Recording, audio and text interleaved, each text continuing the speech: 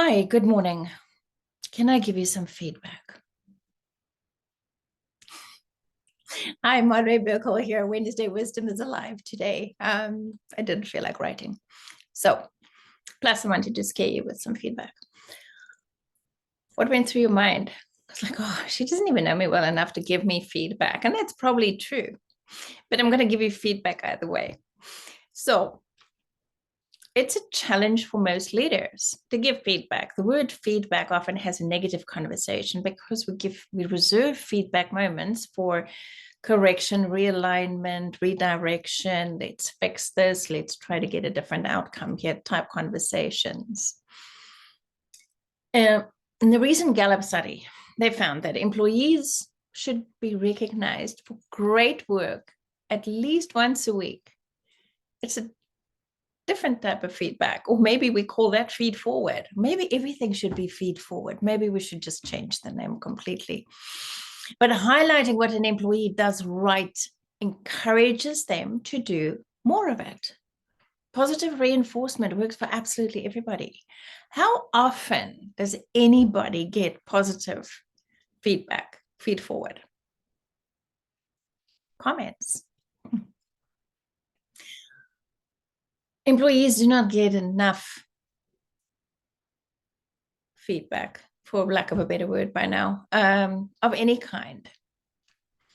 Feedback delivered well establishes a culture of ongoing improvement and shared employee ownership. And who does not want a team around them that owns the results, owns what they're doing? It's a different type of energy and motivation. Employees are genuinely invested in getting a better job done, and high quality conversations between managers and their teams are much rarer than what they should be. And it's a leader's job to ensure that these conversations occur on a regular basis. So I'm going to give you 3 pointers. And if you want to have more on this conversation, please get in touch with me because it is near and dear to my heart. Feedback, negative and positive. A good balance is 2 positive for 1 negative, or 3 positive for 1 negative, according to later psychological studies. No. Giving that feedback, style it as follows. Make it timely and futuristic. So what does that mean? Timely means in the moment, you see something good. And it's like, hey, that is blah, blah, blah. In the moment, on the fly, if you see something that needs to be realigned or fixed, changed, it's like, hey, we've talked about this before.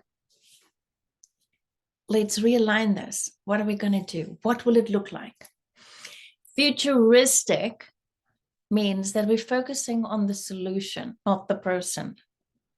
Focusing on a better outcome, focusing on what a win will look like. It's like, we can do that better. A win would look like XYZ. How can we get there? Focus on the future, not the person, ever. Another thing is explain the fallouts. Not everybody thinks about systems thinking. Systems thinking doesn't come natural to everybody. So it's important for employees to figure out, is like, you were 2 hours late today. That means that so-and-so had to take your shift and miss the bus. Somebody else, the babysitter, had to stay 2 hours longer for that person. Or the child didn't get to school. So this action caused that action, caused that action, caused that action. There's a whole domino effect in anything and everything that happens. And people are not always aware of that. So explain the fallout, the systemic view of the first domino that fell. And explain the fallout for good things that happened too. One of my clients is a pharmacist, and he gave his assistant good feedback. And it went like Thank you for being early today. It made such a difference to the way we could open up and be prepared for the first patient that comes through the door. And everybody's faces lit up. And he explained the fallout. It was like, because this was ready by that time, this could happen. And the employee did it again and again.